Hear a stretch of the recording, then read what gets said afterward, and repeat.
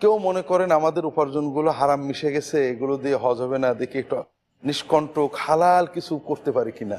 এটা হলো অনেকটা আরবের জাহেলিয়াতের যুগের চিন্তা, যে তারা তো হজ করতেন, তারা বলতেন যে আমাদের কাপড় হারাম মালের কাজে আমরা ন্যাংটো হয়ে হজ করতে পারি না। উলঙ্গ হয়ে হজ করেওছে তাই। বিষয়টা হলো আমি মোমেন হারাম মিশ্রিত খাবো কেন? আর যদি আমি সাধ্যের ভিতরে চেষ্টা করেও সন্দেহ কিছু থেকে যায়, মুক্ত হওয়ার চেষ্টা করব।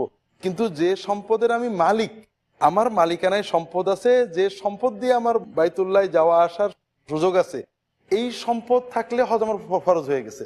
দ্বিতীয় যেটা শেখ মুজাফফর বলছিলেন, যে অনেক কৃষক আছে আমাদের সমাজে, হজ ব্যবসায়ীরা করেন, চাকরিজীবীরা করতে, অনেক চাকরিজীবীর প্রভিডেন্ট ফান্ডে এমন টাকা আছে যে টাকা নিয়ে হজ করে আসলে তার কোনোই সমস্যা হবে না। অনেক কৃষক জমি বিক্রি লাগে না, প্রতি বছরে তার ফসল বিক্রি করে নতুন জমি কেনেন। জি জি জি, সেটাই বললাম। যে জমি কেনার আগে তার হজ ফরজ হয়ে গেছে।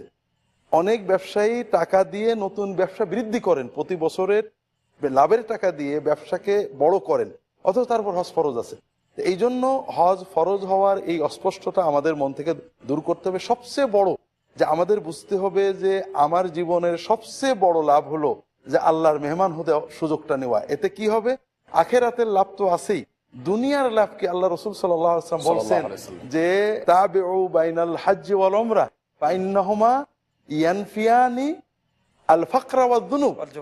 জি, হজ এবং উমরা করতে থাকো, মাঝে মাঝেই করতে থাকো, বারবার করতে থাকো। তাবিউ, হজ করো, উমরা করো, তাহলে কি হবে? দুটো জিনিস তোমাদের থেকে সম্পূর্ণ মুছে যাবে। একটা হলো গোনাহ, আর একটা হলো দারিদ্র্য। তোমরা সচ্ছল হবে, তোমাদের সচ্ছলতা আসবে, হালাল সচ্ছলতা আল্লাহ দেবেন। কাজে আমি হারামিক চিন্তা না করে, দারিদ্র্যের ভয় না করে আমি দ্রুত হজ করব আল্লাহর মেহমান হওয়ার লোভে, আমার গোনাহ মাফের লোভে, আমার সচ্ছলতার লোভে। আল্লাহ বরকত দিয়ে সচ্ছল করবে। যত হজ করবে, যত উমরা করবে, তত যেহেতু আল্লাহর বিধান, ওই ব্যক্তি তত ধনী হয়ে যাবে।